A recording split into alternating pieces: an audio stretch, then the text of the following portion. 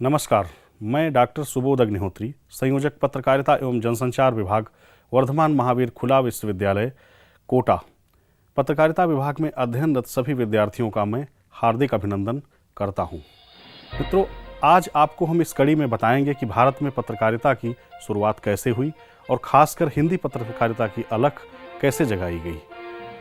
आपको याद होगा कि देश में जब ईस्ट इंडिया कंपनी के अधिकारी अपनी मनमानी और गैर जिम्मेदाराना करतूतें कर रहे थे, तभी उन्हीं के बीच से एक विरोध का स्वर उठा। ये 1780 का समय था जब एक अंग्रेज व्यापारी ने ही ऐसे शासकों को बेनकाब करने के लिए पत्रकारिता का सहारा लिया। ये थे जेम्स ऑगस्टस हिक्की, जिन्होंने बंगाल गजेट नामक 4 पृष्ठों का एक पूरा अखबार निकाला, जिसमें ब्रिटिश कंपनी के काले कारनामों को उजागर किया जाने लगा। हिक्की चूंकि स्वभाव से जिद्दी तो थे ही और समझौता न करने की उन्होंने कसम खा रखी थी।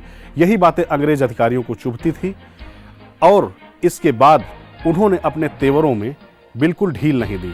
बंगाल गजेट को कहीं कहीं पर कैलकाटा गजेट और कैलकाटा जर्नल एडवर्टाइजर के नाम से भी जाना जाता है।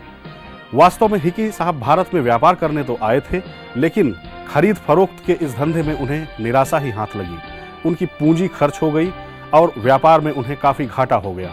चूंकि कर्ज वो चुका नहीं पाए थे, इसलिए मुकदमों के संजाल में फंसते चले गए और अंततः उन्हें जेल हो गई।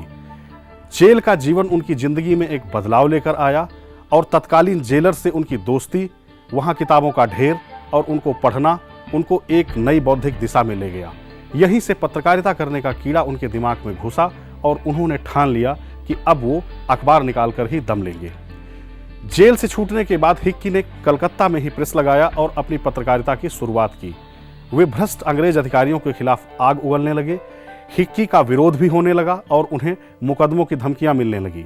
हिक्की ने अंग्रेज अधिकारी कियरनांडर पर खूब हमले किए और इतना ही नहीं, उन्होंने तत्कालीन गवर्नर जनरल वारेन हेस्टिंग्स को भी नहीं बख्शा। उनकी पत्नी के विरोध में भी उन्होंने लेखनी चलाई।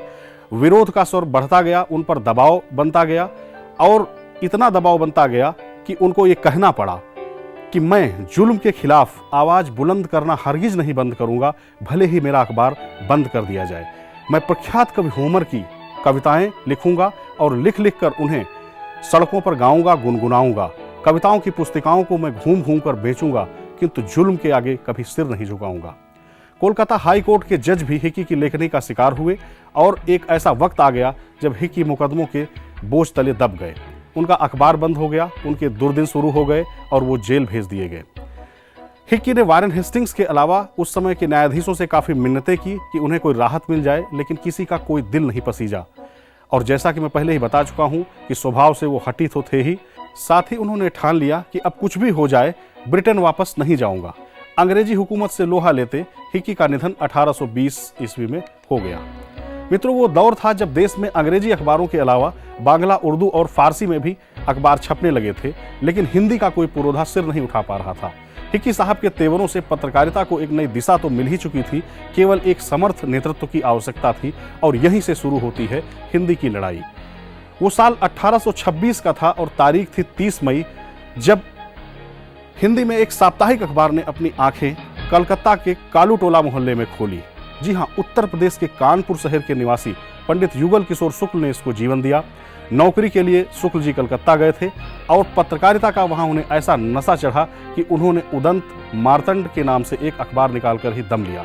पंडित जी ने इस अखबार को भी अंग्रेजी सरकार के खिलाफ हथियार बनाया और भ्रष्टाचारियों को निशाने पर लेना शुरू किया।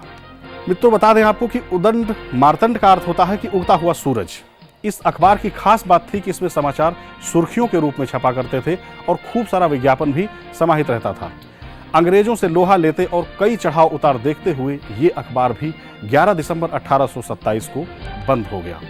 इसके 2 साल बाद राजा राम मोहन राय ने हिंदी में बंगदूत का प्रकाशन आरंभ किया, जो लगभग 100 साल तक प्रकाशित होता रहा और 1827 से लेकर 1930 तक के सफर में प्रांतीय भाषाओं में पत्र पत्रिकाओं का खूब प्रचार प्रसार हुआ।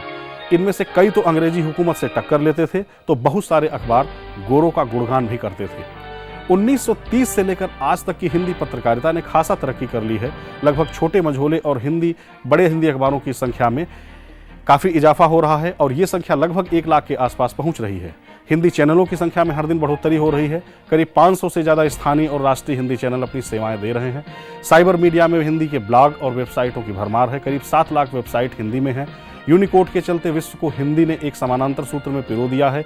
मीडिया में हिंदी का बाजार 75 से 80% के बीच राजस्व दे रहा है। वास्तव में हिंदी पत्रकारिता ने बीते 20 वर्षों में जिस क्रांति का सूत्रपात किया है वो निश्चित ही इस भाषा के और पुष्ट होने का संकेत दे रहा है। कुछ दिक्कतें तो हैं, लेकिन हम जैसे अनुवाद के सहारे हिंदी पत्रकारिता का प्रचार प्रसार कर रहे हैं और कहीं कहीं पर विशेषज्ञ लेखन की भी दिक्कतें सामने आ रही हैं। लेकिन कुछ सवाल फिर भी परेशान करते हैं कि आखिर भारतीय पत्रकारिता को भाषा के खाने में क्यों ढाला गया। एक बड़ा सवाल है। भारतीय पत्रकारिता के इतिहास पर नजर डालें तो देखते हैं कि देश में पत्रकारिता का शुभारंभ तो तभी हो गया था जब से हिक्की साहब ने अखबार निकाला और तो और अंग्रेजी के मठाधीश भी 30 मई को पत्रकारिता दिवस का आयोजन करने के पक्षधर हैं। चूंकि हिंदी भाषा में इस दिन पहला अखबार निकाला गया, ऐसे में हिंदी पत्रकारिता के लिए यह पूरा दिन समर्पित हो गया।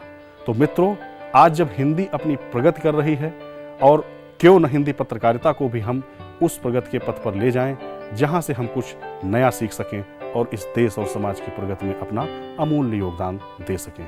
जय हिंद, जय भारत।